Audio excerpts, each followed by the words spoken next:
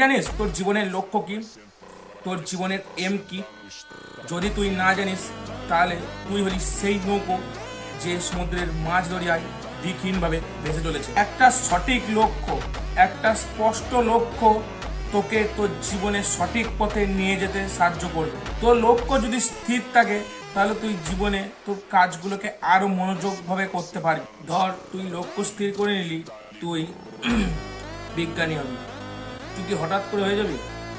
তোকে প্রথম পড়াশোনা করতে হবে ভালো করে মন দিয়ে, তোকে ডিসিপ্লিন মেনটেন করতে হবে, তারপরে গিয়ে তুই। তাই আজ থেকেই তোর জীবনের লক্ষ্যকে স্থির করে নে, আর সেটিকে ছোট ছোট ভাগে ভাগ করে নে, আর প্রত্যেকটিকে ভালো করে পূরণ করার চেষ্টা কর, যাতে তুই জীবনের লক্ষ্যে মেন লক্ষ্যে পৌঁছাতে পারিস।